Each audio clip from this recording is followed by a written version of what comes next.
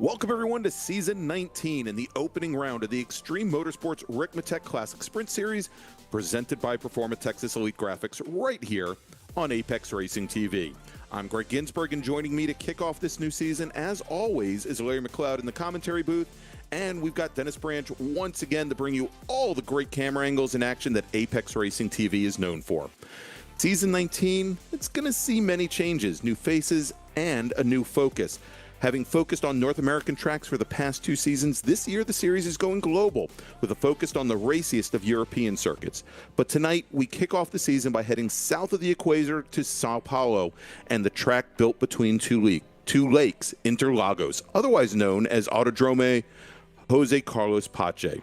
It's a circuit built into the land, known for its constant elevation changes and a typical counterclockwise layout. And it should present our MX-5 drivers in both the Pro and Open classes a series of challenges in their 60-minute sprint to the checker that they haven't encountered before in the Classic Sprint Series. So, Larry, welcome to Season 19. Greg, I love it that we're back for another season. I am super excited. I'm excited about the new tracks that we're going to open this up beyond just North American tracks. We're going to start out in South America tonight, Interlagos, an F1 track. I love this place. I think it races fantastically. I'm so looking forward to seeing these Miatas get thrown around this little place, and excited to see some new faces with us here this season as well. Yeah, absolutely. New faces. We have a lot of drivers returning. We have some drivers and some notable drivers not returning. We're going to get to them in just a moment here. But first off, why don't we start off, Larry, as our drivers, they are going to be heading out in just a few moments for their 15-minute qualifying sessions. And tonight's format, 15 minutes of qualifying. Each driver will have 4 laps to set a fast lap to set the race grid, and then a 60-minute race to the checker. And the drivers are going to have to take at least 1 pit stop in order to make it the full race distance. But before we get into it, let's talk about that new schedule. So in past years, Larry, with some very minor exceptions, the Classic Sprint Series has run some of the best tracks that North America has to offer. A couple of years ago, they did go down to Australia for a single round, but everything else really for the past number of years has been in North America. Let's take a look at the great season that we have that is going to shape up here in the Classic Sprint Series for Season 19. We're starting off, as we mentioned, here at Interlagos for this 60-minute sprint, and then we're going to go and head up north of the equator, up to Canada, up to Circuit Gilles Villeneuve, home of the Grand Prix of Canada, up just right outside of Montreal. Then, and here's a bit of a difference that we have, we've got a couple of double headers here.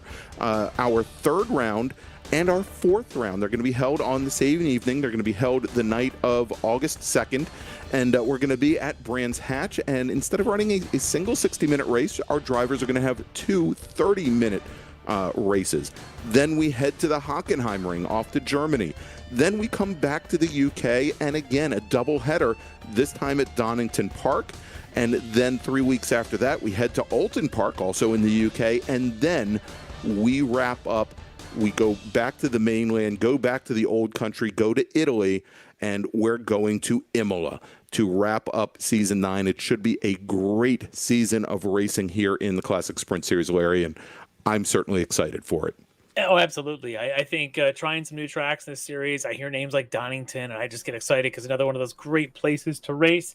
I'm super excited to see that, and I'm happy that we've got some new names in here, because if you look at who's won this class and who's won this series in the past here at the ST class, which is the Miatas, and technically the old days there were multiple classes. You look at the champions, the past champions, the last 4 champions are not here, so there is doors wide open for someone new to jump through that door. Could be one of our old champions. We've still got folks like John Allen, Robert Hartley, who have won championships in this class in the past. They're back, but there's some new talents going to be alongside of them. And as we get into qualifying, we're going to really see how they play out for this and who maybe some of the names are that we're going to be watching this season.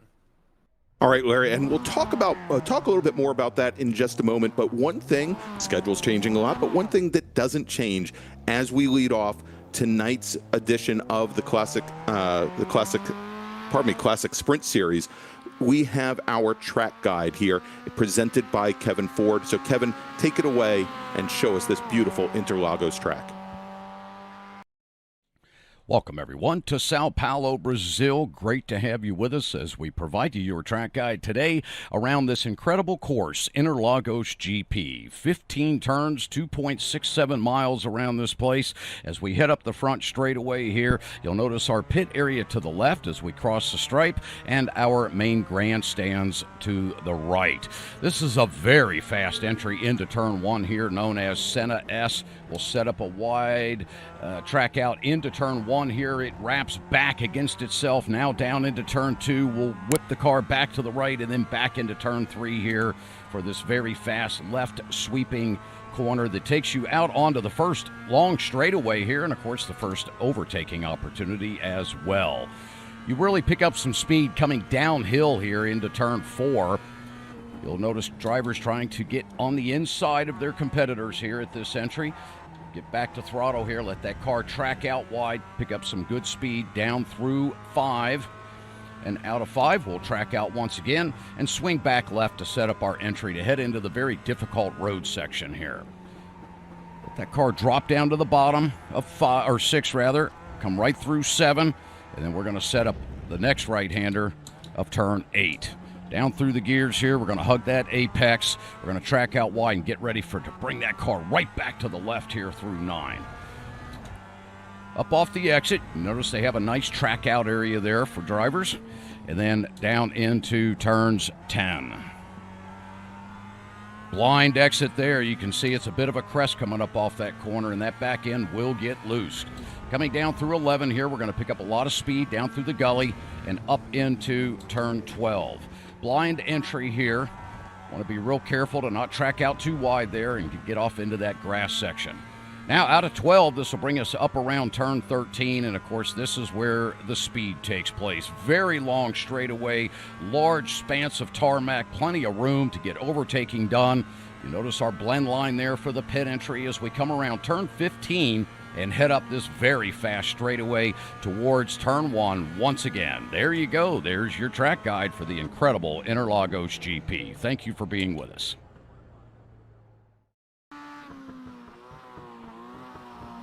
And thanks so much to Kevin Ford for that lap of the 2.67 mile 15 turn Interlagos circuit here in Sao Paulo, Brazil.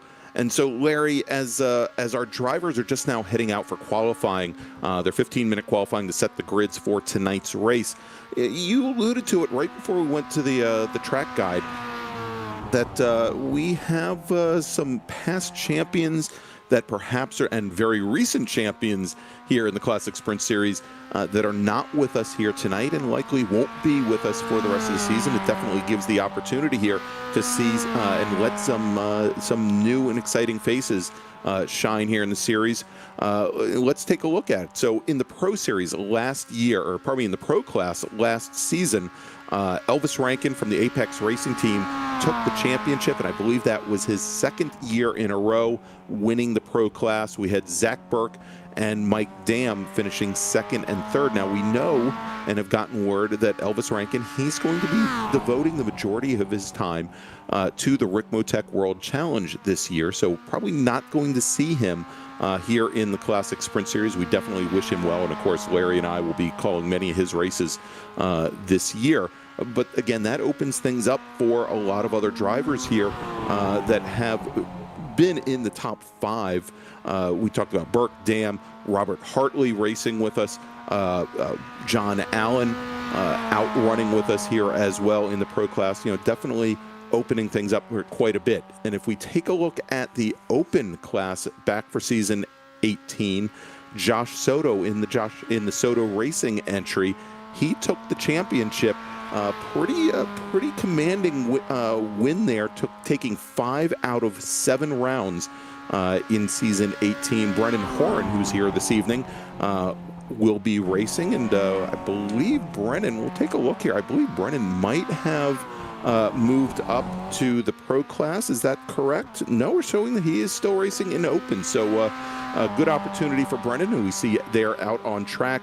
Edgar Sancinelli finished third, Jeff Cranston fourth, and Derek Holland fifth in the championship last year. So definitely some big opportunities for racers here, Larry. Yeah, and I'm excited for that. I think we're going to have some great parodies. This series is always a very Very tightly contested series every single race. And looking at some of the tracks that we have, these kind of tracks are going to lend themselves to that kind of racing. We start out here at Interlagos. In the sim, I have raced this track hundreds of times, and every single time it produces just fantastic racing, side by side all the way. It's going to come down to strategy, to that fuel stop. It's going to come down to, can you minimize the mistakes and just stay with the pack and have a shot at the end? But this is one of those races where we could have 6, 7 drivers all together within 3-4 seconds of each other at the end of tonight's race with a chance to win. You play that out over the course of a season, and with that kind of opportunities for folks, the one who's able to minimize those mistakes and who can get the fuel stops right and the tire changes right and to be in that mix every single week is the one that's going to come out on top. But it means there's opportunity for everybody. There isn't going to be, I don't think anybody's going to run away here. Nobody ever really runs away in the sprint series. And I think this season is going to be exactly that. It's going to be a whole lot of just side by side, nose to tail, bump drafting, classic Miata racing. And I'm so looking forward to it. And we've got some talented folks here. You've mentioned we've got John Allen right there on screen right now. He's won this class. He's won the pro class back a couple of times now. I think 3 times in the past. You've got guys like Robert Hartley. He's won this class a couple of times, several. I think it's about 5 times or 6 times in the past. Travis Schwenke's won this thing before. So you've got a lot of drivers that have been around that I think have a shot at this as we start playing the season out. And there's going to be names that maybe come into this that we haven't heard before. We've got some new names, if you look at the list tonight, that weren't around last season. And taking a quick look here. We're looking at one of them right now. We've got Rachel Williams in the number 777 car. She is currently the second fastest driver on track in the open class here in qualifying. And Larry, she was the fastest driver during the opening practice before we came on the air here. So definitely good things to look for from Rachel. We also have, and I think a big one, and I've seen him race quite a bit now. I don't believe he's set a time yet. We've got Dean Dibdahl in the number 19 machine. He's out there on his first lap right now. Yeah, there he is going and trying to set his first flying lap. Dean is all of 13. He may have just turned 14. I had seen him race online for a couple of years in another league, and I think a couple of actually, I guess it was over the summer, put on a great show in the Road to Indy series where he almost took the win at Road America against some very top professional drivers, and definitely want to look out for Dean. Yeah, and that's what I'm excited to see, is some of this young talent to come in here and see how they progress and develop. He might be one of those drivers that in this first race just kind of starts feeling his way around, start to learn who you're racing with, and but by the end of the season, maybe he can be moving towards the front of the pack. And that with this series, it does seem to be a lot of familiarity between the drivers that helps a lot. We've done the interviews with the drivers after the races, and they talk about kind of a co-opetition sometimes of how you have to know to feel through the race as the race progresses, so that people like Mike Dam and Greg Mack and Hartley and John Allen, these guys now have raced together many seasons. They can, in a way, predict a little bit of body language, car language to each other. If they're signaling, hey, I'm going to take the lead here, but I'm going to give it back to you if we start drafting. Those things happen. A new driver, somebody like Dean Dibdahl or Rachel Williams, they have to learn those things. They have to learn who they're racing with and against to be able to make those moves when the time comes and trust who you're up against. And that'll be fun to watch as these new drivers start to figure this out. All right, as we watch Tom Rathke make his way around, probably Rathke, sorry about that, Tom, as he makes his way now on, I believe, his final flying lap, and he will finish up in 8th position in the pro class, and we'll see if there's still a couple other drivers in the class that have laps remaining. Jeff Jacobs, Clint Vigas in particular, we'll see if they can leapfrog that number 41 machine. Yes, we've got the camera there on John Allen. His first lap did not go in the books. I suspect he had a 1X somewhere. There are a couple of spots around this place that'll happen. Very notably, it'll be the exit of turn 4. Often folks go a little bit too wide right through there. Some of the other spots you can cut corners on down in like turn 9, 10, even at the exit of the last corner before the long main straightaway too. You can cut that a little bit and negate those times. But for someone like John Allen, it's just a matter of making sure the tires aren't worn out for that second lap. But it's not, as you can see right there, it goes right up to second on the board with this that lap there. But yeah, the good thing about this place is it's not terrible on tire wear, so you're not going to destroy a set in one lap. But you know, so if you screw up one lap, you got a shot at another, and there are 4 laps in qualifying to get your fast one to get on the board for the opening grid. Now, you mentioned not a lot of tire wear here, and you know, of course, the track is laid out very differently, but the way we have these very heavily cambered corners, and you could see there as we had one of the drivers coming out of the final corner out of 15 onto the front straight corner known as bleachers for pretty obvious reasons, but a lot of the corners here are very cambered.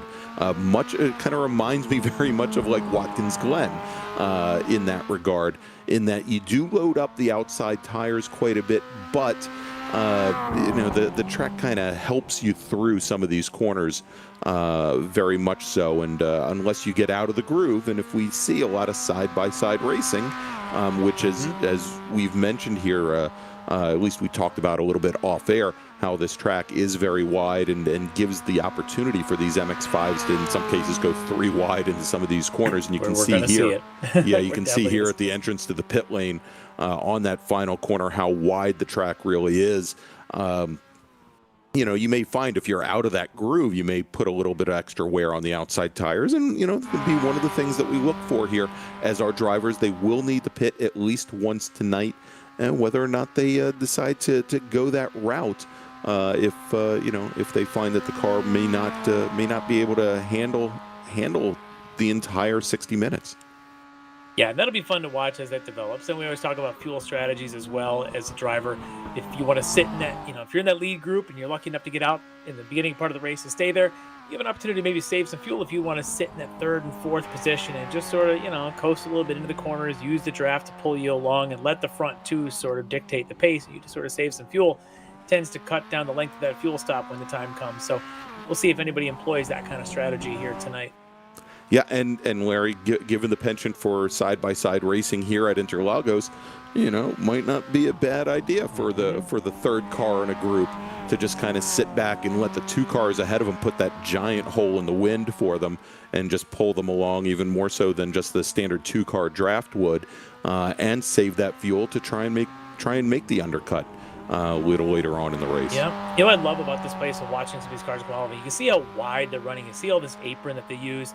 There's a lot of leeway with track limits around this place that you can just sort of, you have to really just cover the car across them.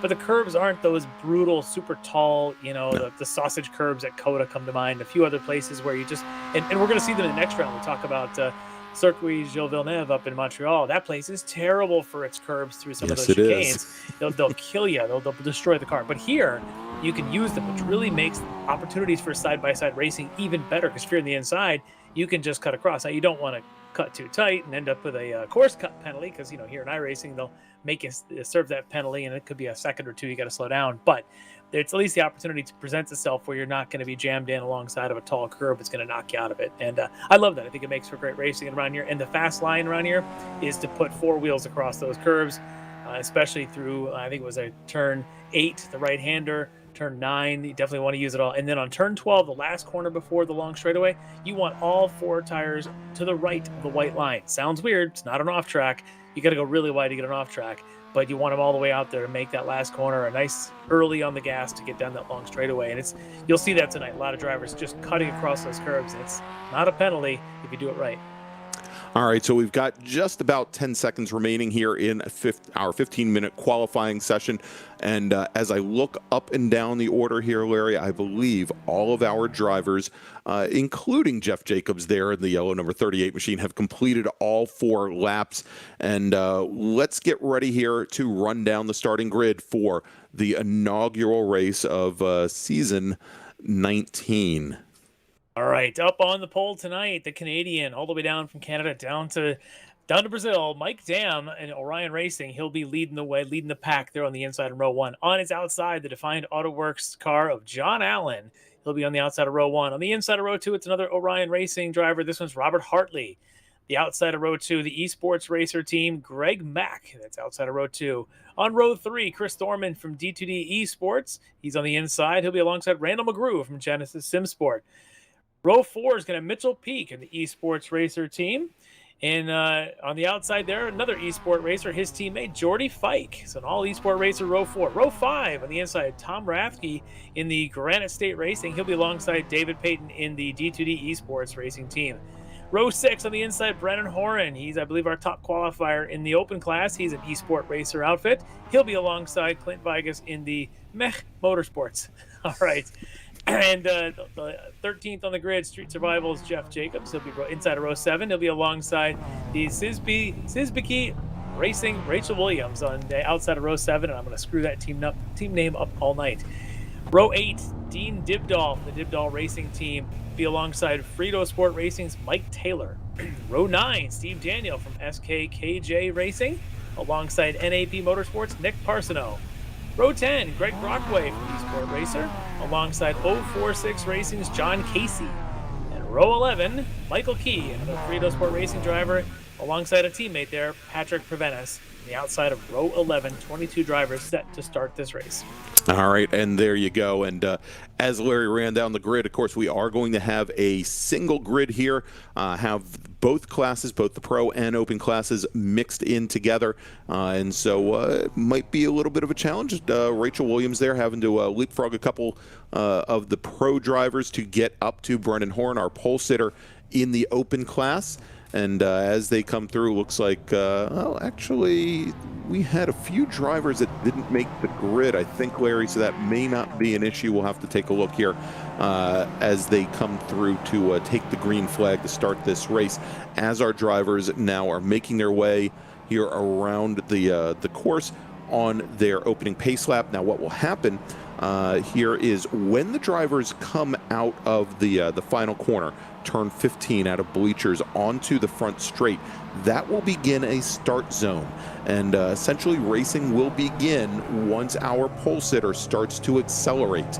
None of the other drivers can go and accelerate past until our pole sitter does, and that will initiate our stewards, our starters, giving the green flag as opposed to the normal iRacing green flag. So we'll be on the lookout there as our front row of Mike Dam and John Allen will head onto the front straight side by side. We'll see which driver gets a better jump, and most importantly, we'll get to see as the drivers make that long run down to the Senna S's. Keep your eyes on Hartley and Mack, that second row of this place. Depending on how early the flag drops, they can get a great run into one and make this a 3 wide and have a shot to make a pass over. That's just what I was going to say, Larry, is have to sit back and watch as the drivers fan out and then under hard braking going into turns 1 and 2. And we're going to probably see that here as our pole sitter now. Mike Dam has the field coming around the final corner here, and he is underway, and we have a green flag as both Dam and Allen get a great jump, as does Robert Hartley. Greg Mack, who we spoke about, fell a little bit behind. We got contact early. Contact. It's Mack, too. Yeah, Greg Mack going around, and he's going to drop back through the field as he impacts the wall. That will move up Robert Hartley into third. And another move. This looks like the 56 at Mitchell Peak now sideways. Yeah, we've got two of the eSport Racing machines getting together there. And yeah, that was, and I think Greg Brockway might have been, well, there's Brockway in the 62 machine. Thought he might have been involved there He was, as well. Brennan Horan, our pole sitter in the open class, was involved in that second incident. He has now fallen back to 8th in the open class. So he's got a long way, and we see now a huge breakaway here at the front of the field in our pro class, as we now have Hartley and, surprise, surprise, Mr. Aggressive Randall McGrew in the number 67 machine, part of that 4-car breakaway here at the start with Jordy Fike and David Payton. Not all that far back, but then a huge gap, Larry, back to Thorman, Vigas, Daniel, and Dean Dibdahl in the number 19 machine, your leader currently in the open class. Yes, and already with a little bit of rub and racing going on there on that left rear fender of his early in this race. But I think surviving those first couple of corners coming down the Senna S's might be the key to tonight. I already under investigation is the Chris Thorman and Greg Mack contact that may have started some of that, but then seeing, like we mentioned about Mitchell Peak, a few others, because as they came down through the S's, it just kept getting worse and worse and worse. And a couple of drivers already, including Greg Mack and Mitchell Peak are already in the pits, and that's not looking As good for that team. as is Brennan Horn now as well. Yeah, so it's a rough start. But as you mentioned, we got a 6-car breakaway at the front with your pole sitter Mike Dam and John Allen, who was also in the front row, already occupying the front too. And Hartley, now, like you mentioned, McGrew, as we catch a replay here at the start.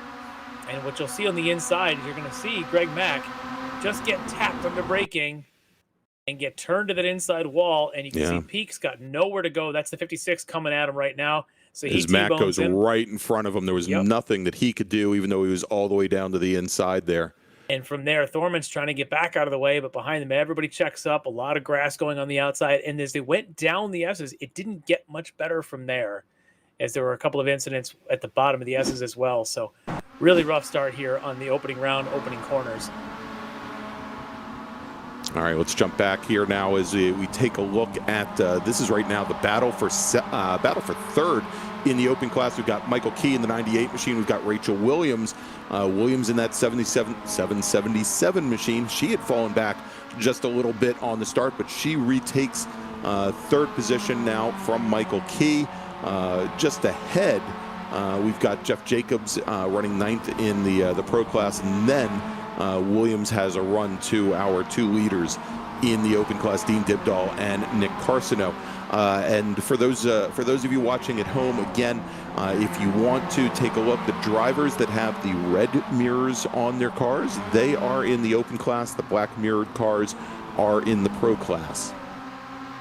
And we're going to see a lot of intermingling between them in the series. Always do, because they do start on the same grid. Obviously, when they're the same make of car, iRacing doesn't really allow you to do kind of a split grid like what National would do with like our GT3s and LMP2 type races in the World Challenge.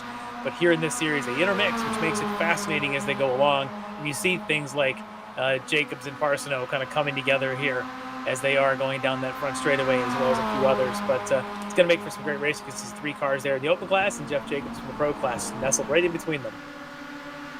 Here we go, and Parsino trying to get back at him. Cannot get it done going down into turn 1.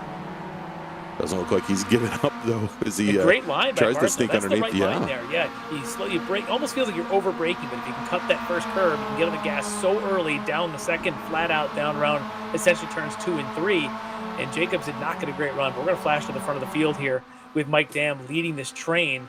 And this is where you start to wonder if someone like a Hartley, who's just sitting here in third in this, is just going to try and save some fuel.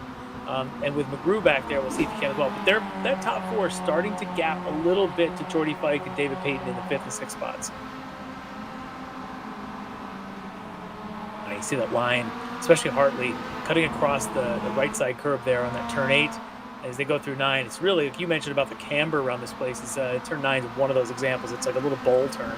Yeah, and you can see here as the drivers are trying to use every last inch of the pavement, using all of that curbing there, and doing what they can to when the track layout and the camber will allow it to go and open up those corners as much as possible, straighten them out so that they can get the power down.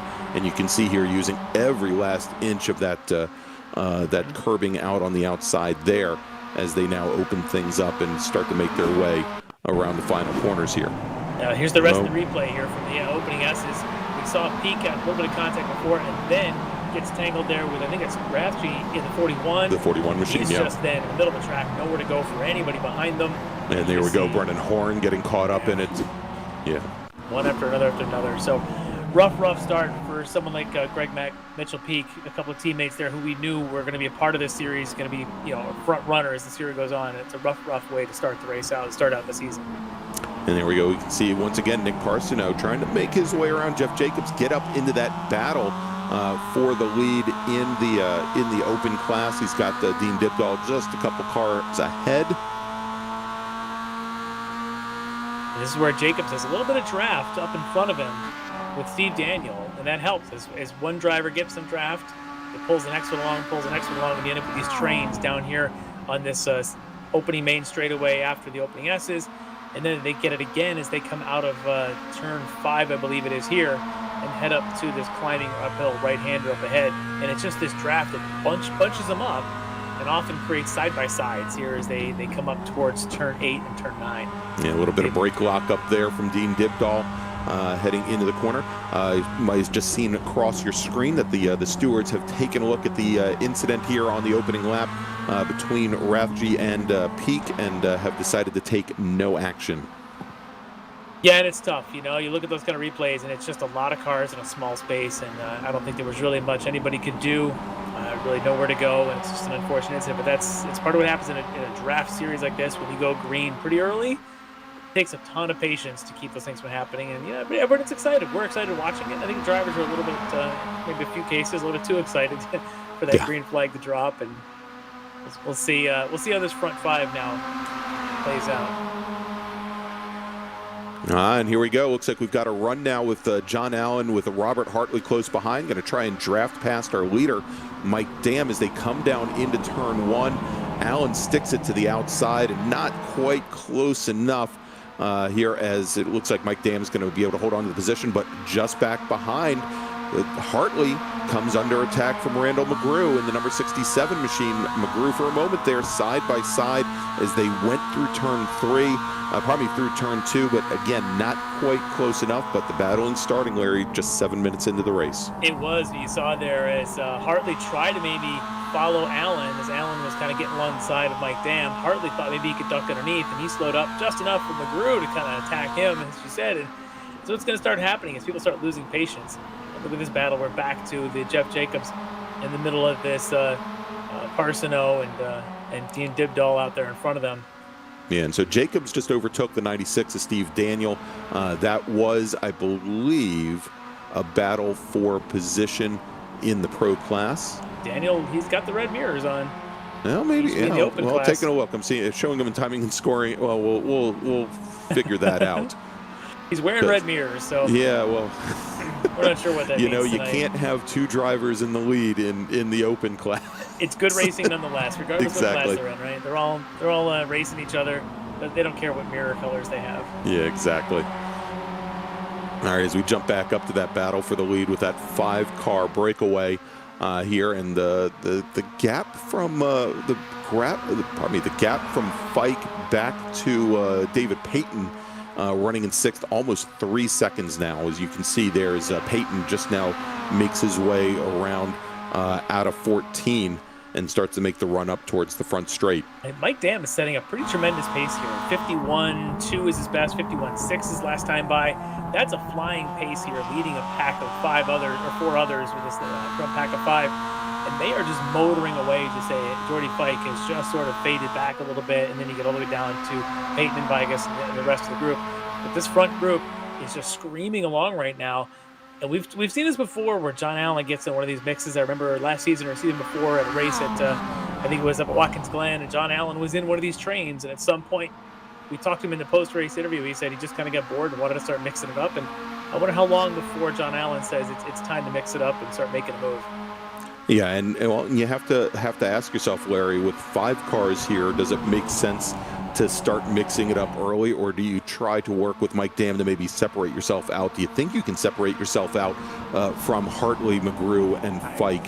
I don't. Yeah, I don't think you're going to get away. I think because you've got people like Hartley, who's won this class in the past, I don't think you're going to get away from him.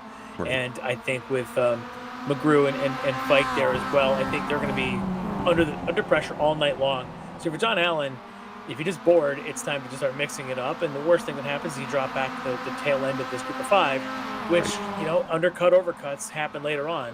And, you know, could happen. But if I'm John Allen, I might start sticking a nose in here and there. Look at these battles, speaking of sticking a nose in. Yeah, as the 79 of Parsono gets around Steve Daniel. So move Parsono now up into 2nd. In the open class, and he's got Dean Dibdall just a couple car lengths ahead of him.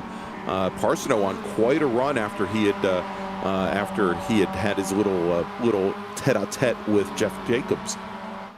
And Jacobs able to clear that whole train there, as we saw him make his way by each one of them. So we'll see what Parsono's got for Dibdall now in those nearly identical cars. Hard to tell them apart as we flash back to Greg Brockway. I think he's in a battle here. Looks like with John Casey. Indeed, it is. Michael John Casey in the 78 machine, just it's behind. Brockway and Key. Actually, I think that might be Michael Key. Oh, yeah, you're right. 98, the 98 machine, and regardless of Gonna what get our underneath. timing and scoring. I think we got the timing and scoring fixed up here. So this is indeed the battle for the battle for fourth in the open class. Oh, look at this little up and under. This is where the pressure starts. You got to get tucked underneath a little bit into turn 1. Maybe you don't get the line yet, but as you come off at turn 3 here down this straightaway, you have a chance. And look at this. It'll go up and under again, and probably side by side through the next left-handers, both turns 4 and 5. You just watch them. Here they go. Right down the hill here. Yeah, and great. This. Yep. Great move there by Brockway. A little bit later on the brakes as he sneaks underneath Key going into turn 1, and look right behind is John Casey. I got it wrong before, but Casey's now worked himself into this battle as well. You had a vision that Casey was going to be a part of this. That's right. I said the same thing. I led you to that. It's my fault. But he's making a believer out of all of us. As we have a new leader in the race, John Allen got antsy, said it's time to go past Mike Dam, and he does. So he's now leading his way. Assuming he holds it across the line, he'll lead a lap, and we're going to catch a replay of when and how that happened. All right, as they come into turn 1 here, come into the Senna S, and traditional braking turn here, passing opportunity is... This should be turn 4 at the end of the straightaway after the S's. Okay. And they've got a different, it's that pit lane entrance kind of comes in, but maybe a grid lane down there. Yep, Makes there it you look go. like it. But he's got the lead now coming down here. We'll see if Greg Mack and we'll see if Mike Dam makes a run back at him. It looks like he might. He's right up underneath the tail of him. Yeah, that's right. I forgot the pit lane exit here is on the back straight, or otherwise known as the opposite straight here at Interlagos. Very long pit exit for these drivers as they leave the pit lane here. But I just can't believe you're not using the Portuguese pronunciation. Oh, please. Reta Opesta, I think is what they call the opposite straight. We'll work on that. We'll get you speaking Portuguese. Thanks, Larry. I failed Spanish. I failed French. I don't think this is the time for me to take up Portuguese. You didn't have motorsports. There are already drinking games involving us and some of these drivers. So if you knew that motorsports was the reason to learn those languages, you would have been speaking those from the beginning. That very true. But I do wonder here with Hartley showing some patience, if maybe could be just kind of sipping the fuel just lightly and saying, go ahead, Mike Dam, John Allen, if you guys want to go ahead and play and waste all your fuel, go for it. Be the front of the flock of geese and waste all your energy. He's just going to sit back in the draft and kind of wait. He could make a fool out of me too and just make a jump past both of them going into 1 here, but wouldn't be a bad idea for the long stretch of this race as we're only about a quarter of the way through it to maybe sip some fuel and just sort of hang on to it. Well, here we go again as they start to make their way down the front straight. And this time it's the front straight into the Senna S, Larry, as we now have a new leader once again, and it's Mike Dam as he retakes the lead from John Allen. Hartley there, who we're sitting on board with right now, sitting in third. It looks like Hartley's going to try and sneak underneath John Allen as they come out of the S's and start to make their way down that very long back straight here into turn 4. Into Lake's Descent as they drop down and in, and yet we have, well... McGrew's going to take a look, too, coming off of this. Yeah, McGrew Allen's going to leave the door open, but he's going to get a look. Yeah, as Allen stuck the car out, took the traditional line down through turn 4 and 5, and for a moment there, it looked like the 67 car might try to sneak underneath, just was not close enough to do it. I was watching Jordy fight back there also, kind of nosing around. He was kind of coming up alongside of McGrew there for a second to see what's happening up there, maybe just to get a better look. Guys are, hey, it's my turn. Yeah, and for the time being, Mike Dam has opened up a small advantage now, about 2.5 car lengths over Robert Hartley, our new second-place runner in the number 3 machine. Yeah, those teammates would love to just pull away, but I don't think Allen, McGrew, and Fike are going to let them, as I think Allen's going to stay right on the back of Hartley here. And the way this place plays out is they'll come up this straightaway just after turn 12 here. And I bet by the time they're at turn 1, it's going to be about a 3/10 lead from the 7/10 it was, and we'll be right back to where we started from a lap ago. The way this place plays. Just that drag, you can just see it. Just watch that time delta drop down 6/10. down to 5/10, and by the time they come to braking, it's going to be under 4. Which is crazy how this plays. That draft is so powerful down that long straightaway. Yeah, and you could even see there's Dam adjusted his line just a little bit on the run into turn 1 to hold off a passing opportunity that maybe was there. Oh, yeah, a little wide Dam coming down the S's there and kind of hung a tire there. That's dangerous because you can high center the car and dig a tire into that grassy inside. He's able to just kind of keep his foot in it and use his hand to catch it.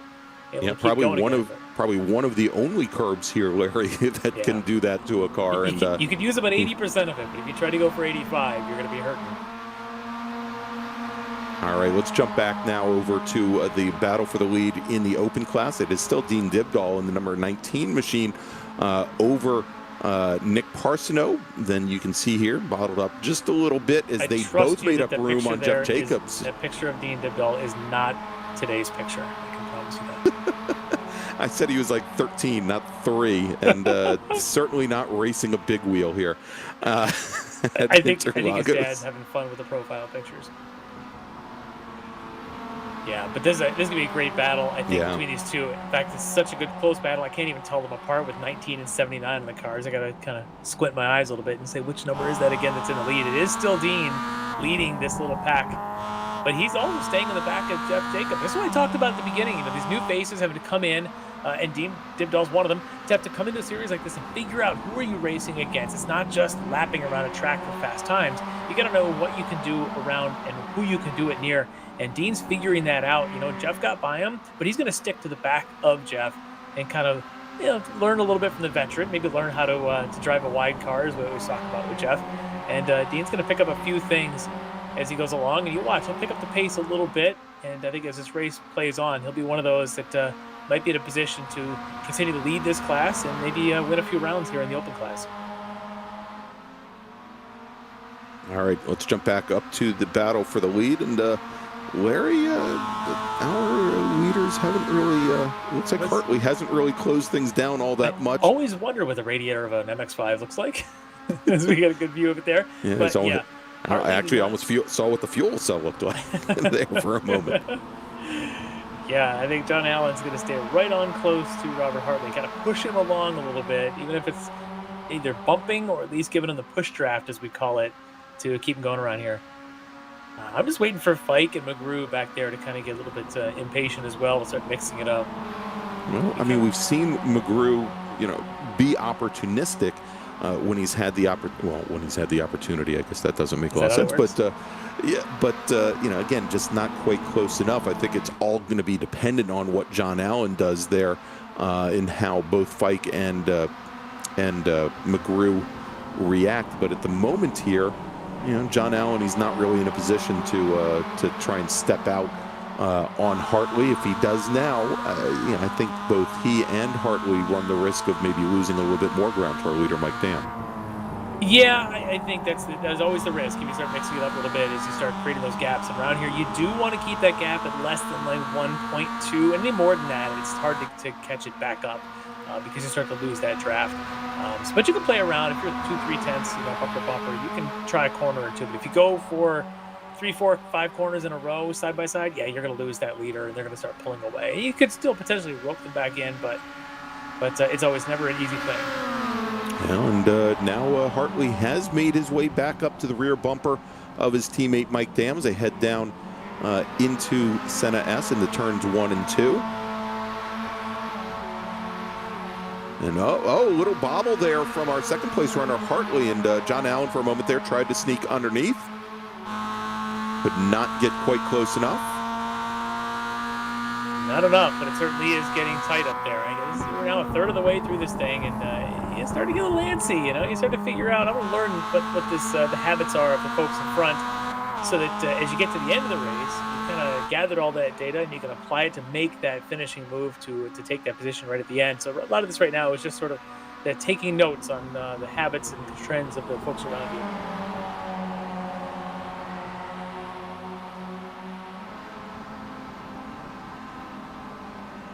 It's still so interesting here, Larry, to see the differing lines that some of these drivers will take here, as opposed to, you know, again, playing follow the leader as they're trying to, maybe get in the mirrors of the driver ahead, maybe trying to figure out a slightly faster way around so that they can make up, so that they can stick on the bumper of that car ahead of them.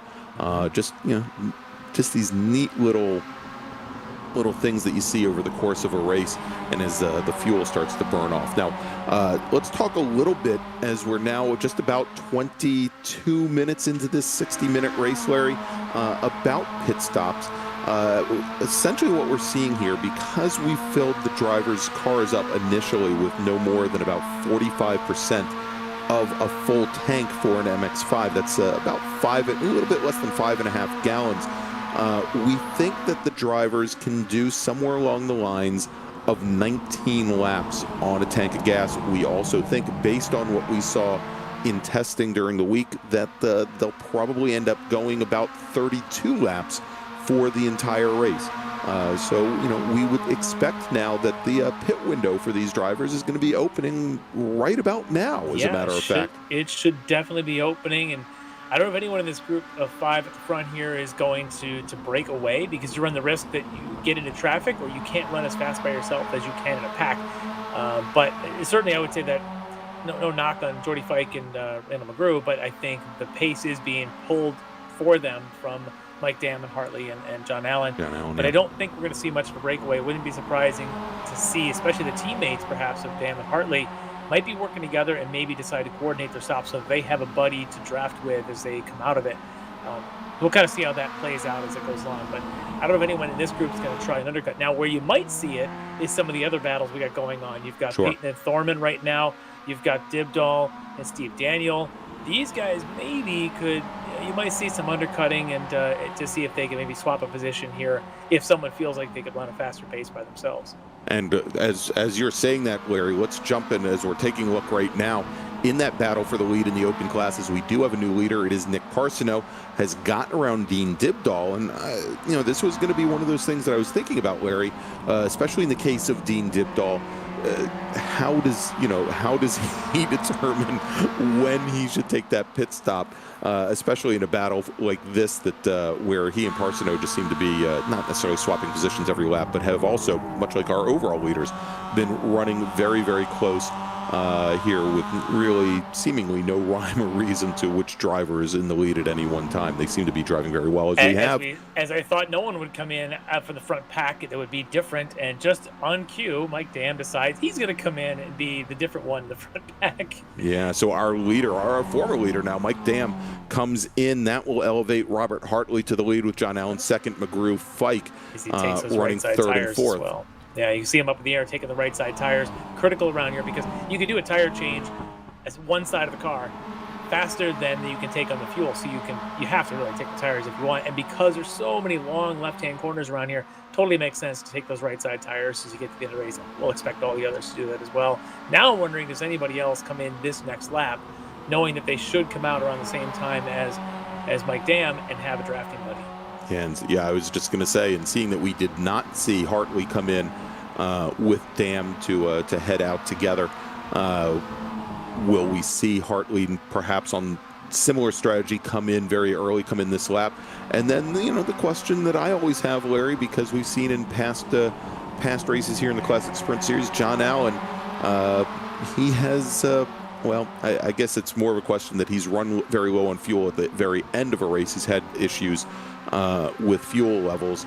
Is that going to affect him, and is he going to maybe stretch that window as long as he can and maybe overfill the car just a little bit and come out late?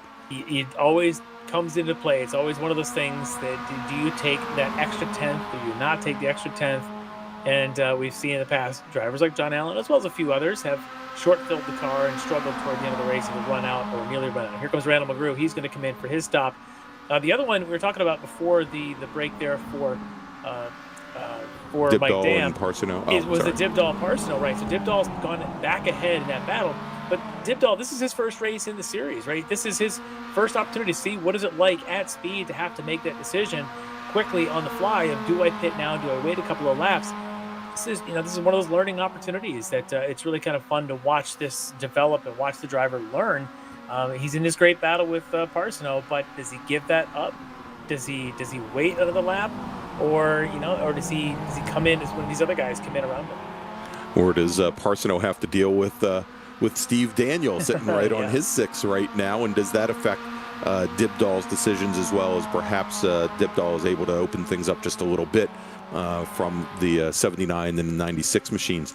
Now, we did notice that John Allen did manage to get around Robert Hartley up at the front of the field, so he is your new leader. Hartley running 2nd, Fike 3rd, Thorman 4th, David Payton 5th, Clint Vigas 6th. That is your top 6 in the pro class. And if we take a look at the open class, it is, as we're watching right now, Dibdall, Parsono, Steve Daniel. Then we've got one of our pro class drivers, Tom Arathke, but then we drop down, and running 4th in the open class is Rachel Williams with Greg Brockway and I believe John Casey, who is now in the pits running in 7th. Yeah, the pits are getting busy right now. We saw Jeff Jacobs go in there. We know that a few of the other front runners have gone in. So I'm just kind of waiting to see where Mike Dam is. As the board makes it look like we've got a wreck now. Look at this. Dibdall goes around, and we were actually just together. Oh, so the 2 drivers got together. Let's take a look at a replay here. That's Parsono trailing Dibdall right now. Oh, and a late lunge by Parsono gets into the right corner, the right rear corner of Dibdall. Both of those drivers come to a complete stop. That has now elevated Rachel Williams in the 777 machine. There you can see her right there. She is your new leader in the open class. Dibdall does not, well, actually, no, I believe that moves Williams. Yeah, that will move with all the pit stops. I'm not even sure you want to try and call it right now. let's not. Yeah, I was going to say, for the moment, that actually puts Steve Daniel up into the lead, but Daniel comes down into the pits. So now Rachel Williams, it was a couple minutes late, but Rachel Williams is now your leader in the open class. Parsono in 2nd, as we have both Daniel and Dibdall, as well as Greg Brockway, all in the pits currently. So one of the things we got to talk about here is Mike Dam was in the lead of this race when he came into the stop. A lap later, we saw Randall McGrew come in for his stop. Randall's pit stop time was about 26 seconds. On the board, Mike Dam's looks like 1:05. Mike Dam is now running about, 15th overall, and he's a lot of time behind the rest of the group that did come in. So I wonder, did he overfill, or did he take? Because it looked like he only took the one set of tires, or the one side of tires. He didn't take both sides. I can only imagine that maybe when we took the camera away, that maybe he popped the second side up and took those.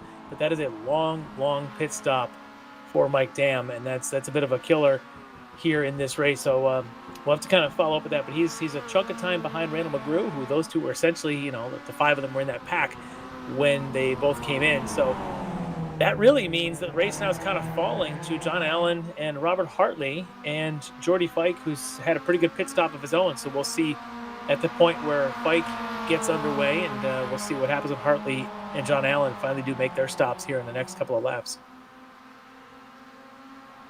Really shaking things up. We'll see how, because it looks like Fike came out, let's see, he came out right now, he's 8th overall, and he is ahead of McGrew by about 2 seconds. I was going to say about 2 seconds, which was actually the differential in the pit lane as well.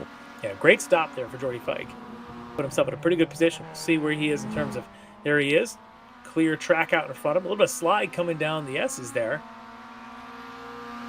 Not always a bad thing.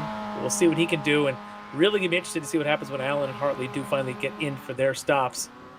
They're running together, which means even a little bit of push draft, a little bit of pull draft, they can run some pretty quick times. Jordy Fike's, he's finally on his first flyer after coming out. So we'll see what his you can see that. You can see how loose that car got under braking right there. As he had to get the thing back under control. It's coming to grips with one side of the car having fresh tires, the other side having older tires. Takes a little bit for that balance to sort of come together, and for the cold side of the car to heat up. All right, you can see our leaders now starting to make their way back up the hill through 14, and then onto the front straight here. And Allen gets a great run there, but again with the draft here, kind of difficult to shake him. So, Larry, we're just about a little bit more than halfway through this race. Let's take a quick break, and hopefully we won't see we won't see a huge change here. Real quick, before we do, as you can see here up on the screen, it looks like Parsino has been assessed the drive-through penalty for that incident with Dean Dibdahl, so that might shake things up just a little bit more in the open class. But, Larry, let's go. We'll take that break and be back here in just a few moments. You are watching the opening round of Season 19 of the Ricmotech Classic Sprint Series presented by Performatech Elite Texas Graphics here at Interlagos, and we'll be right back. Ricmotech, high-performance sim racing equipment. Whether you're just looking to have fun, train for race day, or become a serious esports competitor, Ricmotech has you covered. Hundreds of name brand parts. Support from experts that love sim racing. Trusted by the pros. There's only one place to go, Ricmotech.com.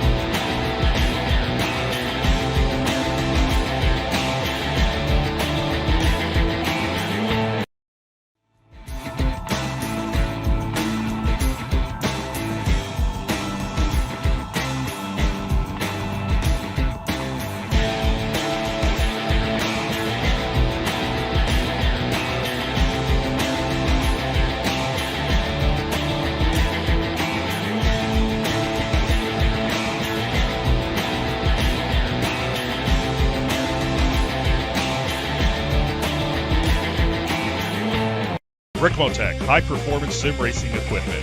There's only one place to go, Ricmotech.com.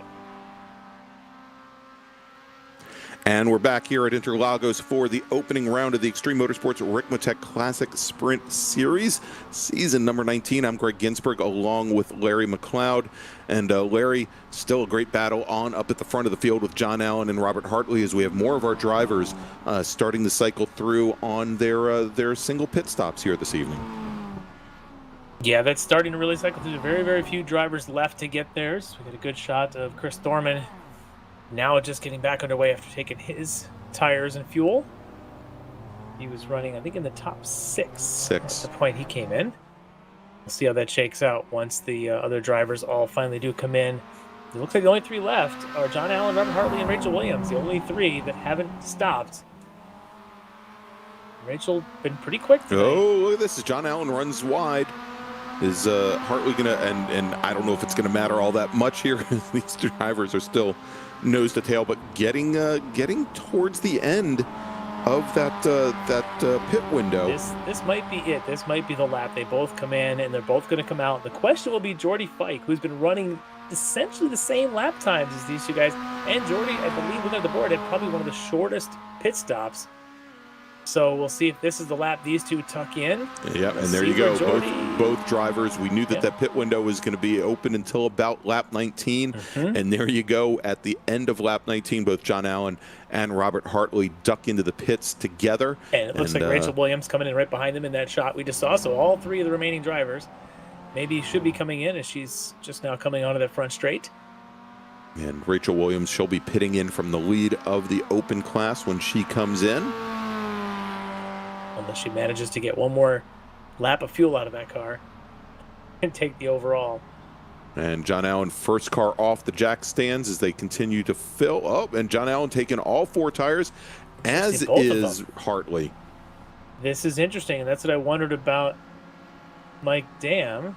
Even Dam's stop was a lot slower. And look at this as we have Jordy Fike and Randall McGrew making their way around, coming through the S's. And will our leaders...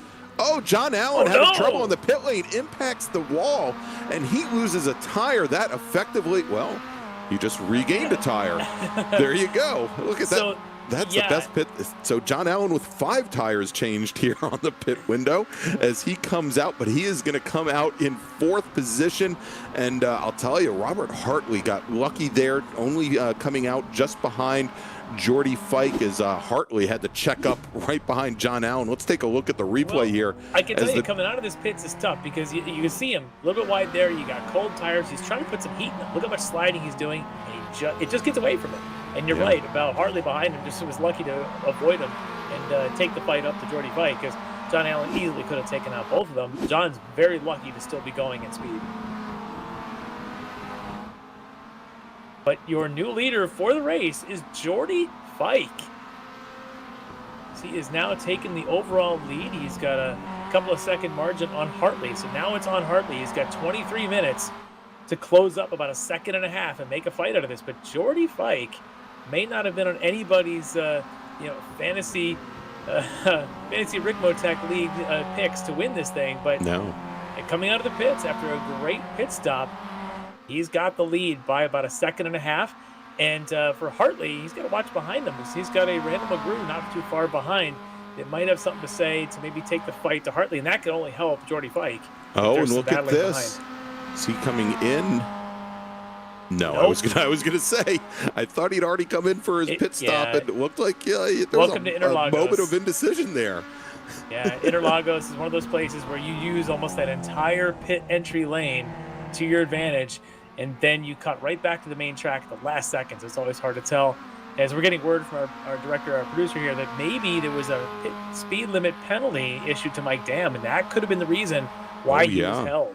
That would have added quite a bit of time for him, as Dam is currently sitting back in 9th, probably in 10th position here in the pro class, and that would certainly explain it. And there he is. Right in the middle of a lot of traffic here. Interesting to note, Rachel Williams, as she completed her pit cycle there, she is, and there we go as we jump back to her on her first lap under new tires. She is your leader in the open class. Again, in practice today, she was the fastest of all the open class drivers. Dean Dibdahl almost 9 seconds in arrears after that unfortunate incident with Nick Parsono just a few laps ago. Parsono running in 3rd with Brockway and Key running back behind. Actually, let's take that. Might be the leader in there. You know what? I keep messing it up here as Daniel. There's your leader. Yeah, there's our leader there. He's going to be sending you a letter. Larry. Steve, you can send those letters to Greg Ginsburg. Don't forget 2 G's in Greg, 3 G's in Greg, all the G's. I might have to send a letter myself to the timing and scoring developer.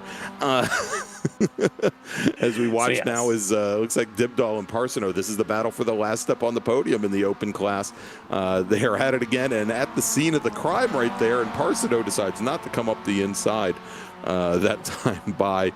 But you can see, Larry, there is even checked up right back behind Dibdahl, and that's a section of track where he might be able to carry a little bit more pace, but just can't get the car up alongside, obviously, while going into that complex. Now, Parsono was given a drive-through penalty for the incident that we did see the replay of, where he kind of got in the back of Dibdahl.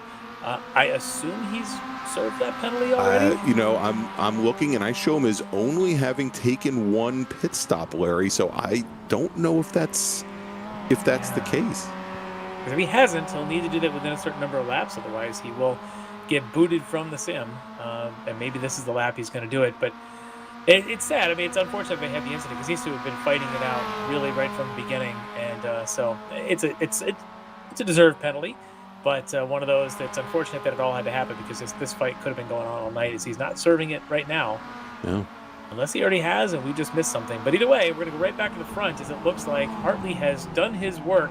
He's cut the lead down, and now with 20 minutes to go, we're going to have 20 minutes of about 11 or 12 laps of Hartley and Fike for the lead, unless McGrew can get up there or John Allen can get up there and say something about it.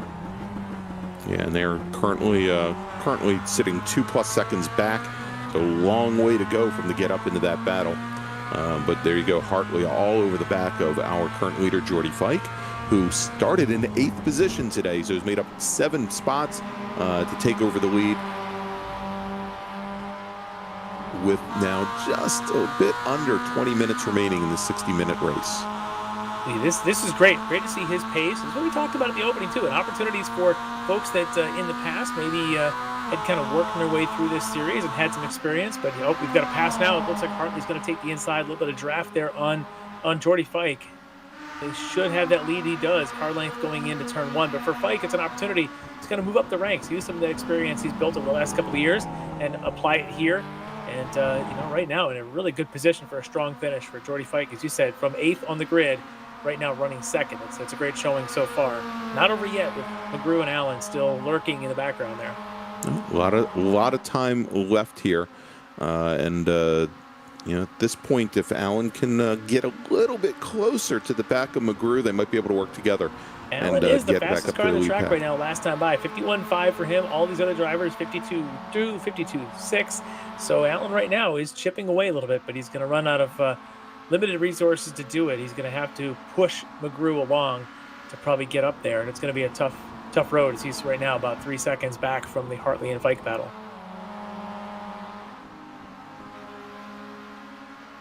Good view of Jeff Jacobs there, currently running 9th. Catch up to Tom Rathje in that number, in the 8th position there, in that number 41. Jeff looking pretty racy tonight. Managed, as we saw him in the opening lap, managed to kind of snake his way through the carnage as the smoke was just billowing around. And there's this little yellow Street Survival with a big Philadelphia bell on the side kind of poking through. And sometimes survival allows for good finishes. And for Jacobs right now, sitting in the top 9. Good fight so far, but trying to get around Tom Rathje here for 8th. Hartley pulling away from Jordy Fike. I was just going to say, as soon as he made that pass, started to work himself clear of Fike fairly easily, as he's now opened up just about a 1 second gap, and Fike almost out of draft range there. As that last time by, Fike, not all that much off the pace of McGrew, and at least off of McGrew, but Hartley putting in a flyer, puts in a 151.24. That was even faster than John Allen's been running recently, but more importantly, almost a full second faster than both Fike and McGrew can manage currently. But if you notice there, and Fike did what you have to, when you're at that margin of 1 second, you're coming down the straightaway to the center S's there, the opening S's 1, 2, and 3. You have to nail that turn in perfectly, or you will lose that draft and your race is over. Jordy Fike appears to have done exactly what he needed to do, cut that 1.1 second gap down to 0.4, and makes a race out of this. But as you had said, McGrew and Allen, that's going to get harder and harder for them. The faster that this pace from Hartley, he starts to dictate the front, and it could start pulling away, he and Fike. Yeah, and and then it's a question of strategy. I would think, having watched many of Randall McGrew's races, he might be reticent to give up that last spot on the podium. He might not be willing to work with Allen to get back up to our leaders, and might just decide, he's in a good spot and go it alone there to try to hold off Allen for the rest of the race. A couple of feisty drivers, but again, we're kind of watching that gap there. Allen now under 3 seconds back. It was 3.9 about a lap and a half ago. I'm thinking that this may not be over for John Allen, and certainly on the tail of McGrew. If the two of them can work together just a little bit, limit their side-by-sides, they could catch this front two for the last couple laps and make this really interesting. But Fike, right on the tail of Hartley out in front. Yeah, and look at this, as John Allen now has gotten right up to the back of McGrew. Don't want to push alongside here because you don't want to be slow through these S's. But if you're Allen, you can hook your wagon to that hitch out in front of you, come down these S's with a head of steam, and maybe make a clean pass as you come to turn 4. Going down to the 4. And then you can maybe, if you do it clean, you don't lose time. If you can't do it clean, you're better off bump drafting on the way down, which maybe is what he's doing. And there you go, the little tap. And in fact, I'm hearing on the radio John Allen talking to McGrew, saying the only way we're going to get there is to work together. So they're definitely working together right now to try and cut to this. But Hartley and Fike out in front, still moving along at a pretty good clip, as Fike now kind of showing Phil the mirrors there to Hartley. Yeah, and that's another part of the equation there. If Fike gets a little spicy there and gets a little racy, that may bring that pair back to McGrew and Allen and make things just a little bit easier for them. Well, if I can hear on the radio Allen talking to McGrew, then Fike can hear him as well. And he knows that going side by side with Hartley right now is not going to be in his favor. He's better off waiting until there's 3 laps left to make this fight, because any earlier you do that, and you are just going to bring McGrew and Allen right on up. And Hartley and Fike right now are putting on a pretty good pace. They don't want to ruin that rhythm if they can help it. Fascinating little chess match playing out here as we wind down the last 13 minutes or so.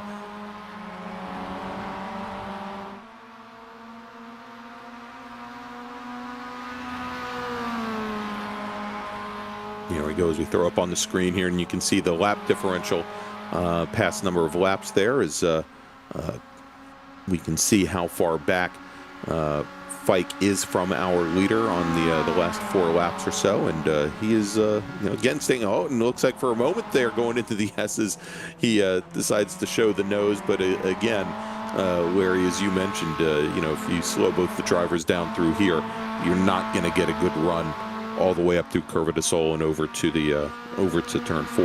Right, and I think Allen right now is trying to find a way to set up, and if you give a little more room going into the opening S's, you get a better run going down to turn 4. And he gave more room, but didn't quite get the run he was hoping for. McGrew still in front, but these guys are not gaining. It's back up to 4 seconds for Allen from the lead, and McGrew 3.5 seconds back of Fike. I don't know. I think right now it looks like a 2-horse fight out the front, but this battle here, the 41 Rathje, and I think that's David Payton in the 64 there in the D2D iRacing outfit. I think these two, now with Jeff Jacobs behind them, this is going to be an interesting last couple laps in this pack. Yeah, it is, and this is the battle right now for 7th in the pro class here, as we've got Payton side by side with Rathje, and Payton gets around the number 41 machine, so move David Payton now up into 7th. Rathje had a big squirrely moment there under braking going into 4. Jeff Jacobs saw it, kind of pounced, and look at these, the 4 of them now with, guess who? Mike Dam right at the tail end of this, who our former leader. He's got pace. He's been running 51.1s, fastest car on the track, but now that he's got this pack, he's got to make his way through carefully.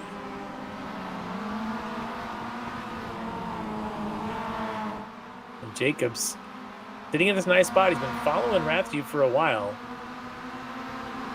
Payton made their way through. We'll see if Dan can make his way through, and who can break up this Rathje and Jacobs battle. Oh, look at this now, coming out of 10, going into 11 here as Rathje has a bit of an issue there, and there we go. Now it is the number 64 of Payton actually had the issue.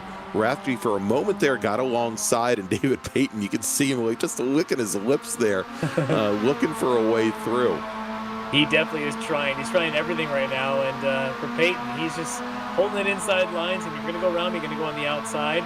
Jacob's going to follow him, and I'm kind of waiting to see where is Mike Dam, just sort of working in the background here. There's going to be a bump draft. See it there? Yeah, there you go. Jacobs on Rathje pushing along, saying, come on, we got to get by before the turn.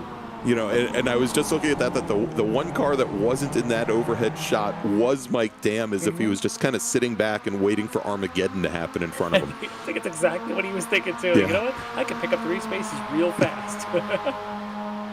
But nope, everybody makes it through clean, and they've got what looks like the 66 of Mike Taylor. Oh geez, yeah, here we go. Trying to get out of their way. As Taylor now moves to the inside and lets these 4 drivers through, but for a moment there, it looked as though Payton might take the wall.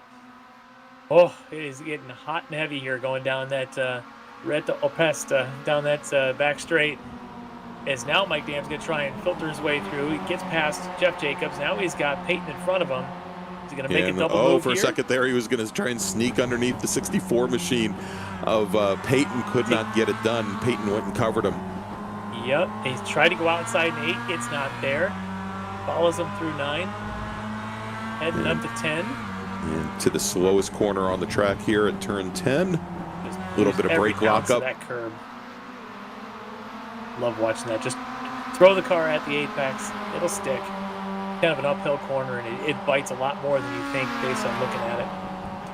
Yeah, it reminds me very much of the toe of the boot at Watkins Glen. Very similar corner. Yeah. Here, as we take a look now at John Allen and Randall McGrew once again. This is our, I don't want to say our battle for third right now, because we are under the impression that these two drivers are working together, trying to get their way back up to the lead pack, but still. And my guess is with 5 laps to go, I think visions of taking the lead in this race for those two are gone, and now it's a matter of fighting for that third step on the podium. Yeah, as they continue, now about 4 seconds back from our lead pair, have really just in the last 3 laps or so fallen off the pace of the 2 leaders.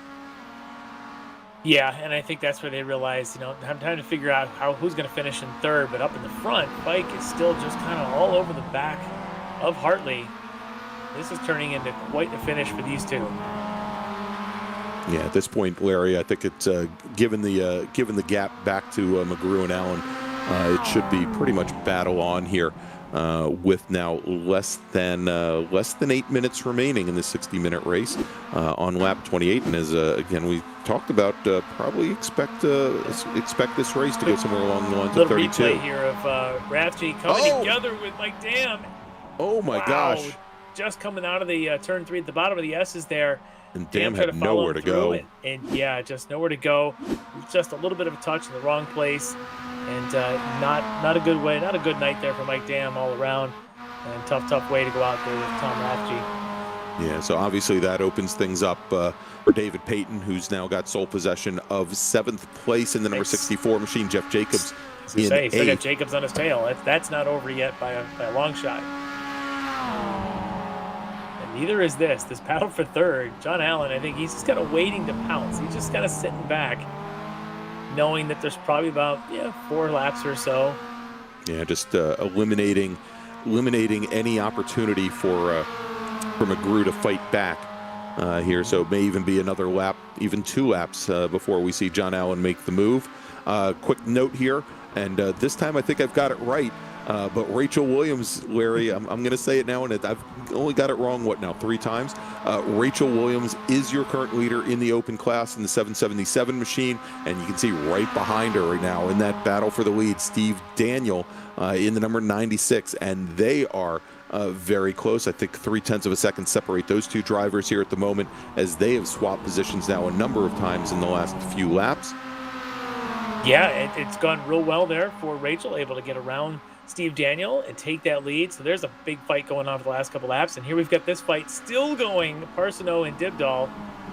And we still don't know if Parsono served the drive-through. He must have. He was issued a black flag, and in iRacing, that's an automated thing. Once the admin clicks the black flag, then it has to be served within a couple of laps. So he must have served it. We just missed it. No big deal. The racing continues, and we get to enjoy this Dibdall and Parsono battle. All right, and we can see there, and I think they assessed responsibility to Mike Dam in that incident with Tom Rathje. Mike Dam already in the pits. I think. And here we go, John Allen now. We got moves all over the place with Allen, and we've got the Parsono and Dibdall battle. We've got the Daniel and Williams battle, and of course Jordy Fike and Hartley out in front. There's at least 4 or 5 positions up for grabs here with 5 minutes to go. There we go. So John Allen, he gets around Randall McGrew. He takes over 3rd place overall, 3rd in the pro class here with just about 5 minutes remaining in our battle from Interlagos. And Allen unable to see out the right side of his car because of a bit of a driver oops coming out of the pits from his pit stop about 20 minutes ago, and kind of lucky to be in this, that he didn't destroy the car and take out Robert Hartley in the mix. Hartley lucky he's out in the lead of this right now, fighting out with Jordy Fike, but for Allen, able to come off of that wall, and we were just sort of dangling over there. You can see it, and lucky the car's still pointing straight. Yeah, I think that's probably the most surprising thing, because the impact with the Armco on the pit lane there, Larry, I would have expected it to do at least some damage to the alignment of the car, but things still seem to be in good shape here as we jump back to the battle for 7th in the pro class. David Payton in the 64, Jeff Jacobs in that yellow number 38 machine, and as we have just under 4 minutes remaining, Jeff Jacobs not giving up the fight yet. No, he's not. And this is a battle for 7th, and it may as well be for a battle for the lead. If you were to ask these 2 guys, they don't care what the number is on the ticker board where they're at. To them, it's a car for position.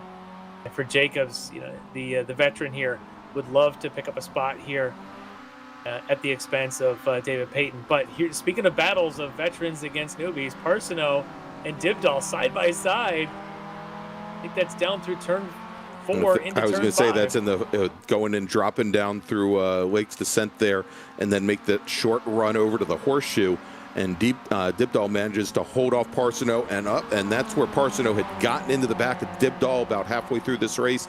Dibdall manages to keep about a half a car length up on Parsino, and again with time running down, this is the battle for third for the last step of the podium in the open class. It is. So we got a battle for that for third. We got a battle for third in the pro class for the overall for the race, and we of course have a battle for the lead with Hartley leading fight by just a car length or two. As they come around through turn 4 and 5, I'm guessing we might see white flag next time by for these guys. Yeah, and with the lap times just under 2 minutes, Larry, I would suspect that the next time by we should be getting the white flag for our leader, Robert Hartley, as Hartley now has managed to open up a little bit of an advantage over Jordy Fike, but not that much, only about a half a car length. But I think Hartley's been really good in this middle section of the track, and you can see him open up about 6/10 there, but when they come onto the straight, Fike will get the draft, as they'll take that white flag, go through the S's, and Fike has been very fast through the S's, so that's going to be probably his best opportunity, is coming out of those S's down to turn 4. So we're going to keep a close eye on Fike. Can he just be close enough coming off of turn 12 up here? Just enough right here. All he has to do is get a good run, stay in that draft, and have a chance. Now, he was throwing the car around quite a bit, Larry, through 8, 9, and 10. And as you can see here, he dropped off just a little bit as they came through turn 12 and started to make their way up the hill. And this is as far back as I've seen Jordy Fike in probably 5 laps, and at probably the most unfortunate of times. You definitely don't want to lose ground, but he has really one shot. And I mentioned it earlier when he almost lost the draft. That was to perfectly execute this opening set of S's here in turn 1. He needs to do it to stay in it and have a shot going down into 4, or it's going to be tough. And then the other battle, as we've got the white flag out, McGrew and Allen. McGrew chasing Allen for that third spot. McGrew with a chance maybe to do what I talked about that Fike would try, which is a draft down this straightaway into turn 4. This is McGrew's chance if he wants to take it. If he's got that run, it looks like he might. All right, and just ahead, we can see here as Jordy Fike moves to the inside on our leader. We'll have to check back with them in just a second and see where they stand. And yeah, Fike not quite close enough up to our leader, Robert Hartley. So Hartley will lead him through turns 4 and 5. Though. He was out there. He made hardly think about it, but Fike didn't want to take both of them out. So he did back out of it just a hair. Probably would have been his fault had there been contact. But Fike now running out of chances, running out of bullets in the chamber here to try and make that final move. This is the section of the track I really think that Hartley's been as fast as anybody. And for Fike's got to be, I can't wait to talk to him. I think he's going to be thrilled to finish up here, but knowing that the win was just so close for him, unless something great can happen to him in his last couple of corners, he's going to maybe finish just a couple of car lengths behind. We got still that opportunity. A couple of more corners, one key one coming off of 12. The final run to the checker flag.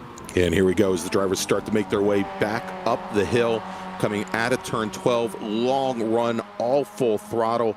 This is going to be very, very difficult for Jordy Fike to make the pass on our leader, Robert Hartley, as there's only one more corner to go here before the end of this 60-minute race. The clock has expired. We've crossed that 60-minute point, and as our leaders come onto the front straight, it is Robert Hartley in the number 3. Fike coming to the inside. But it's not over behind him. Quite get close enough. And now, side by side in the battle for third, Randall McGrew gets around John Allen on the run to the checkered flag. Finishing third tonight, Randall McGrew. John Allen will finish in 4th. Chris Thorman finishes in 5th with Clint Viga 6th. And now let's take a look. This is the battle for the lead in the open class. Steve Daniel has gotten around Rachel Williams, and they now make the run up the hill over towards the checkered flag. And she do to Daniel what McGrew just did to Allen. Oh, she doesn't get the run, though. She gets a little bit wide. She runs very wide, drops a wheel, and she loses, if anything, about a car length and a half as they make the run now towards the checkered flag. Can she get close enough? It doesn't look like the 777 is going to be able to get close enough to our leader, Steve Daniel. No longer our leader. He is our winner in the open class tonight. Takes round 1 of season 19 of the Extreme Motorsports Ricmotech Classic Sprint Series. Congratulations to Steve Daniel. Rachel Williams will finish second, and finishing in third, Dean Dibdahl takes the checkered flag ahead of Nick Parsono. There we go as they come down the front straight. Greg Brockway will finish in 5th. Michael Key 6th. Michael Taylor 7th. Then Pat Prevenis will finish in 8th. John Casey finishes in 9th. Oh, what a race. Battles up and down, battles for the lead, battles for the podium, battles even not for those kind of positions, just for glory. Oh, I love watching these cars in this series and in this track. It was just a great combination tonight. What a way to open up the season. Oh, yeah. Spectacular battles in both classes, Larry, and a lot of drama. And I think we said it at the Open.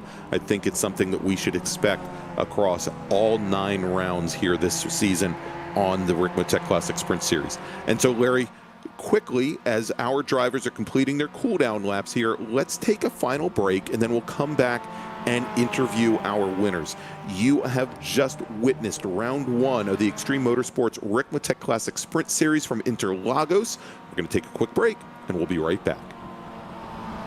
Ricmotech, high-performance sim racing equipment. There's only one place to go, ricmotech.com.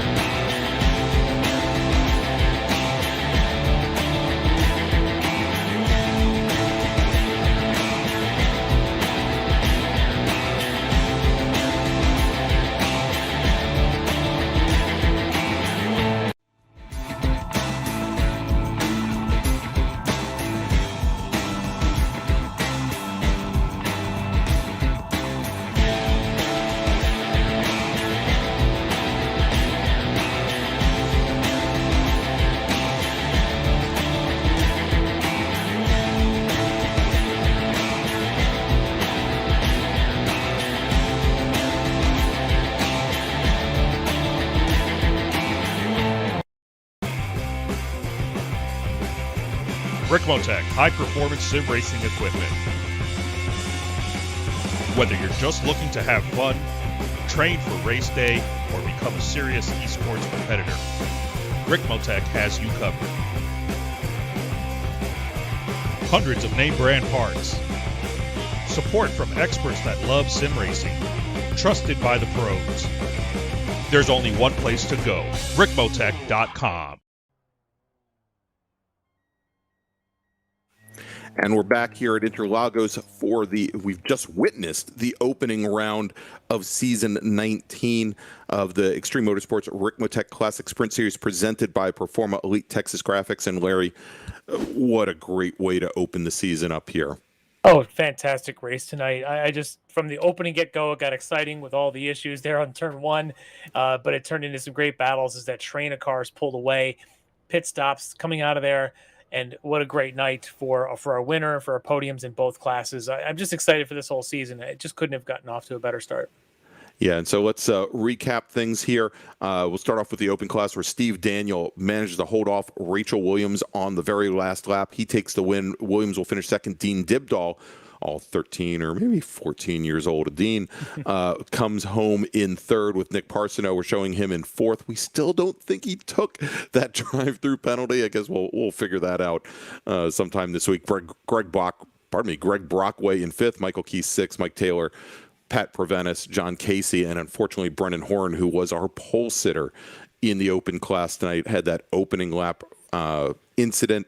He managed to get the car back out on track, but finishes 7 laps down and taking the win in the pro class. Robert Hartley with a 1/1600th of a second gap back to Jordy Fike in the Esports Racer machine. Randall McGrew finishes in 3rd with John Allen, Chris Thorman, Clint Vigas, David Payton, Jeff Jacobs, Mike Dam, and Tom Ratchey rounding out the top 10. And so, Larry, we have a number of our podium finishers. They are sitting in the green room waiting for us. So why don't we move and we'll bring in our second place finisher in the pro class, Jordy Fike. All right, we're going to start out with Jordy Fike. Jordy, you started this race back on the 4th row. You make it through the mayhem that was the first one. Suddenly you come out of the pits and you're in lead. Walk me through your night tonight and what you think of how that went down. Holy crap just happened.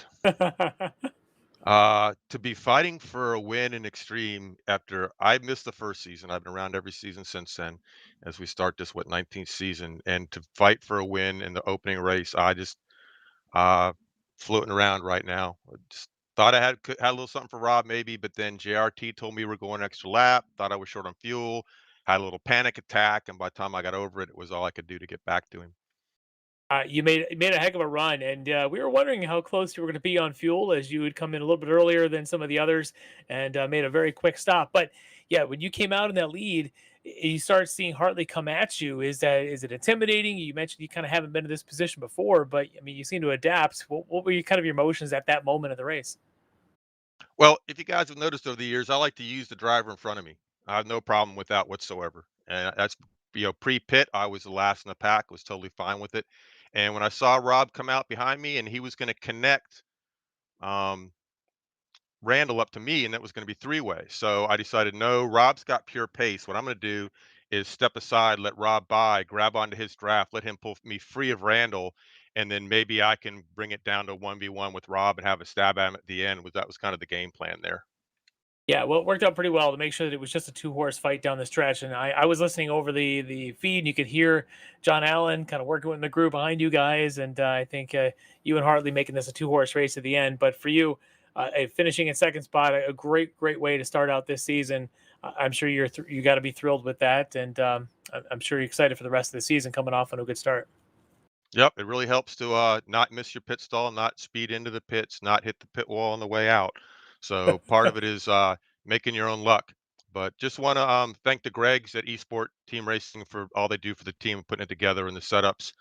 Sorry we had such a disappointing start of the race that didn't go well for us as a team. But want to thank Greg Brockway and Brendan Horan for their sponsorship of our team as well.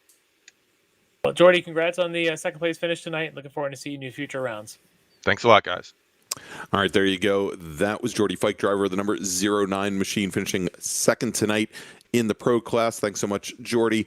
Now let's move over, Larry, to our winner in the open class, Steve Daniel. All right, here with Steve Daniel. Steve, you and Rachel had a heck of a battle in these closing laps. Walk me through a little bit of that and how you were trying to set up to try and win this thing.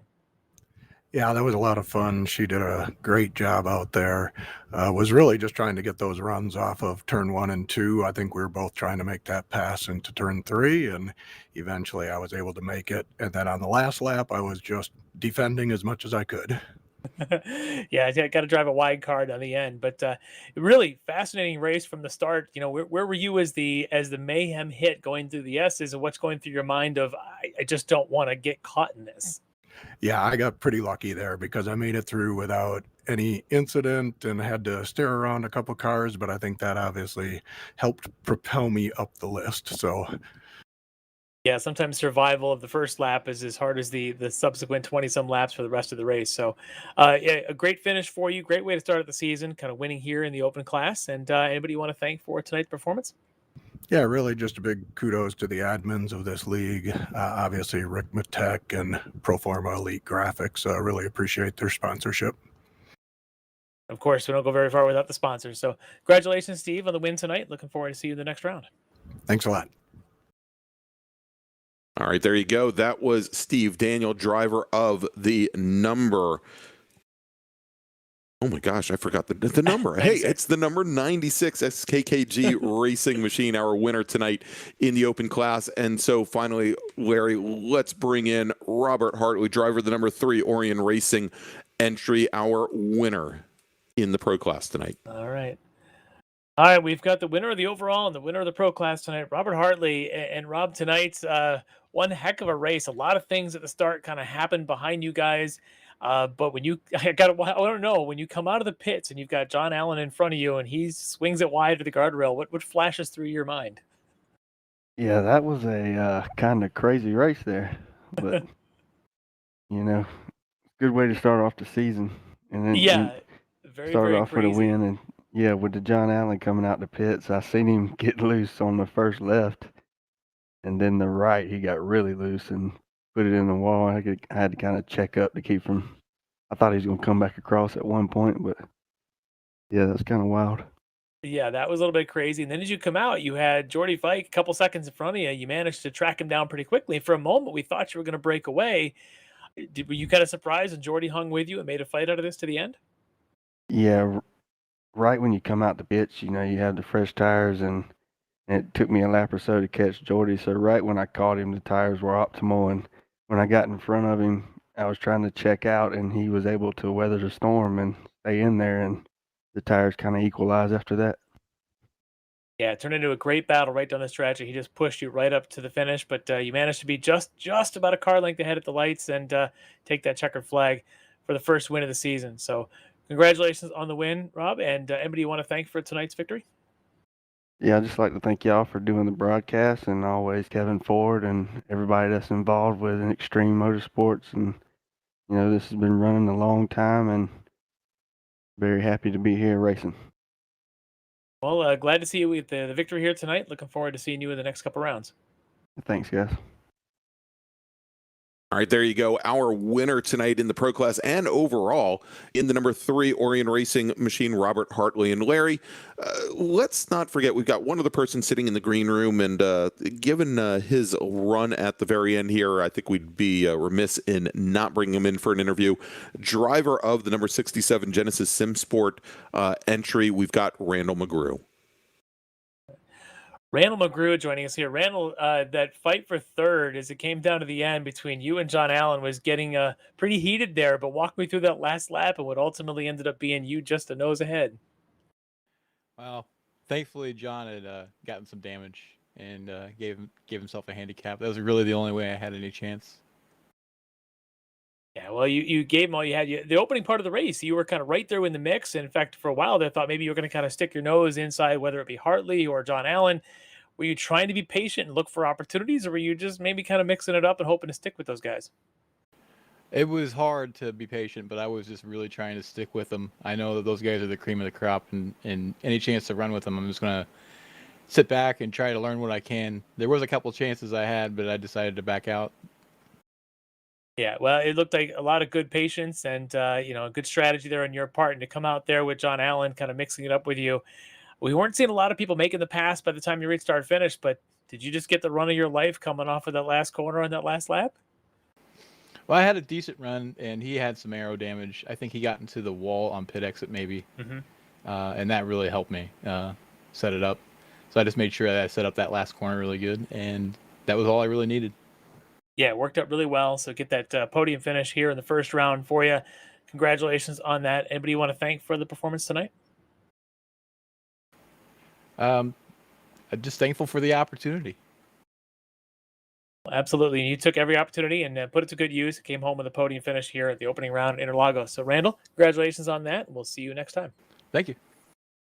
All right, there was Randall McGrew finishing third tonight in the Pro Class. Thanks so much, Randall. And so, Larry, as we go to wrap things up, I want to remind all of our listeners, of course, if you like what you see here tonight, please go ahead, give us a thumbs up. Go ahead and subscribe to the Apex Racing TV channel and click on that notification bell. You can find out about all the great racing events that Apex broadcasts all week long. And you can find out more also by subscribing to our social media channels on Twitter, on Instagram, and also on Facebook. Just search for Apex Racing TV, all one word. And again, you can find out all about what we have coming up. Speaking of coming up, let's take a look at the upcoming Ricmotech series events. Of course, we just completed round 1 here at Interlagos for the Classic Sprint Series. Next up is going to be the Sports Cars Series, the season opener for them. It's going to be round 1 of 8 for our GT4 and TCR cars. That's going to be July 12th at Imola. Then on July 19th, 3 weeks from tonight, round 2 for the Classic Sprint Series. They are going to be at Circuit Gilles Villeneuve. So going to be, as we mentioned earlier tonight, going to be heading back north of the equator up to Montreal for our second round. And then we head over to the Old Country.